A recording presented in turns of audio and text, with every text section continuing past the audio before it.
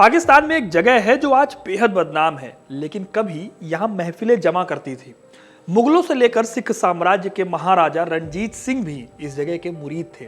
यहाँ कलाकार अपनी कलाकारी से राजाओं और नवाबों का दिल जीत लेते थे। इस जगह का नाम है हीरा मंडी।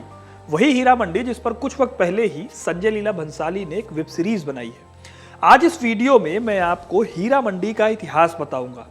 किसने इस जगह को बसाया, यहाँ रहने वाली तवायफों का इतिहास क्या है, कैसे राजाओं की ये पसंदीदा जगह पाकिस्तान का सबसे बड़ा रेड लाइट एरिया बन गया।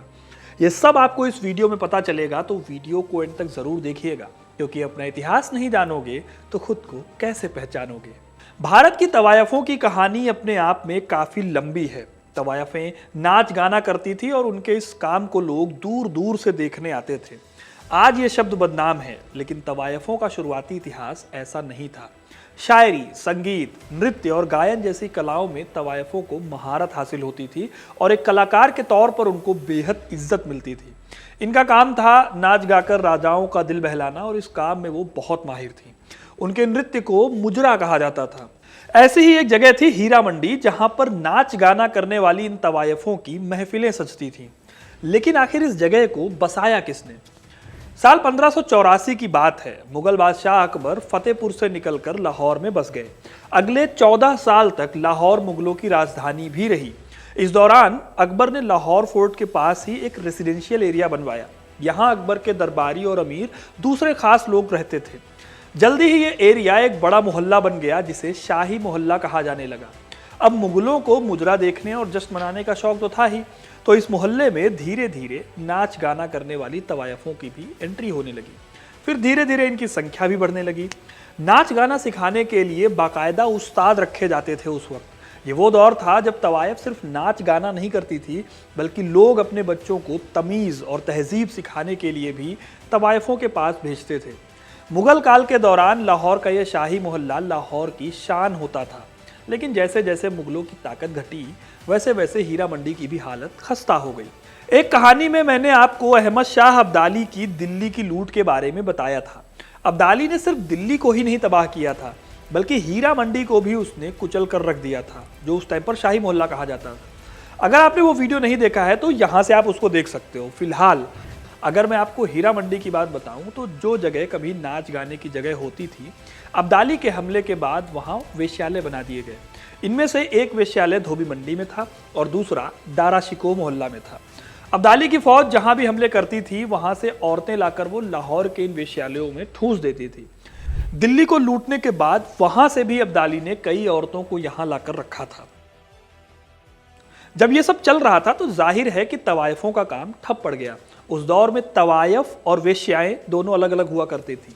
तवायफों का काम बंद हुआ तो वहां से वो चली भी गई। हालांकि अभी तक इस जगह का नाम हीरा मंडी नहीं पड़ा था, उसका नाम आगे चलकर पड़ने वाला था।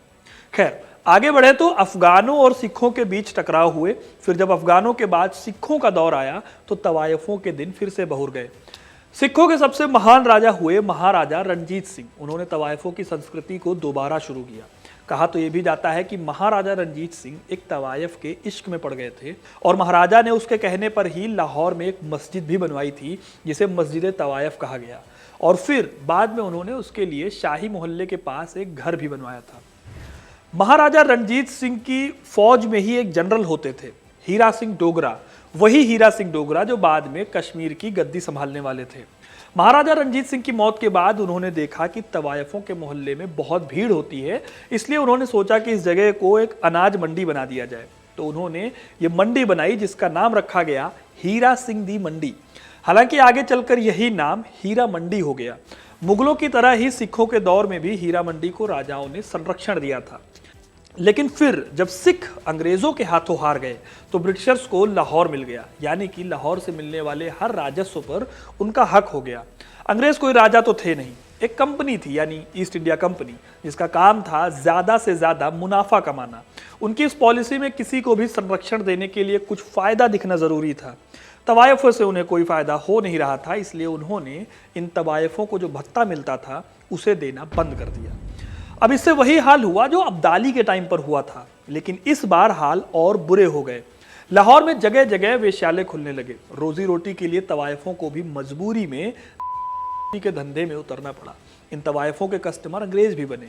वो तवायफों का बहुत शोषण करते थे। हालांकि 1860 के आसपास दिक्कतें फिर आनी शुरू हुई जब लाहौर के एरिया में प्लेग फैल गया। प्लेग जब फैला तो उसकी वजह से अंग्रेजों को अपनी छावनी छोड़कर भागना पड़ा और वो फिर शहर के बाहर चले गए। खैर, जब प्लेग खत्म हुआ तो कुछ रईस लोगों ने यहाँ की हवेलियों को खरीदा और तवायफों को प्रोटेक्शन देना शुरू किया। तवायफों का मुजरा कल्चर फिर थोड़ा सा जिंदा हुआ। हालांकि मुजरा अब सिर्फ हीरा मंडी में ही दिखाया जाता था, जिसे देखने रईस लोग यहाँ चल कर आते थे। हीरा मंडी आज भले ही खस्ता हाल हालत में हो, लेकिन एक दौर था जब यहाँ कई बड़े कलाकार काम करते थे। नूर जहां और खुर्शीद बेगम ने भी यहाँ से अपना करियर शुरू किया था। दिल्ली में मशहूर इंजीनियर और समाज सेवी सर गंगाराम के नाम पर एक अस्पताल बना हुआ है। वो गंगाराम भी यहीं के रहने वाले थे। 1940 के दशक में हीरा मंडी में संगीत की बड़ी बड़ी महफिलें सजती थी, जिसमें गुलाम अली खान जैसे उस्तादों ने गीत गाए थे। 1947 में जब देश को आज़ादी मिली तो लाहौर पाकिस्तान का हिस्सा हो गया। एक बार फिर से हीरा मंडी की शान धूल खाने लगी। करीब 30 सालों तक तो फिर भी हालात ठीक रहे, लेकिन जब साल 1978 में जियाउल हक ने इस्लाम का सहारा लेकर तानाशाही शुरू की तो पाकिस्तान में कट्टरता भी बढ़ी। इस बीच जियाउल हक ने तवायफों के मुजरे पर बैन लगा दिया। एक बार फिर तवायफों का कल्चर खत्म हो गया और जैसे अंग्रेजों के टाइम पर हुआ था वैसे ही ये मोहल्ला फिर से वेश्यावृत्ति का सेंटर बन गया और तब से लेकर आज तक इसकी हालत ऐसी ही है। तो दोस्तों, ये थी कहानी पाकिस्तान में मौजूद हीरा मंडी की, जिसका इतिहास मुगलों के दौर से चला आ रहा है। आपको ये कहानी कैसी लगी हमें कमेंट करके जरूर बताइएगा। वीडियो को लाइक और शेयर करना ना भूलें और ऐसी तमाम इंटरेस्टिंग कहानियों के लिए हिस्ट्री कनेक्ट को सब्सक्राइब जरूर करें। धन्यवाद।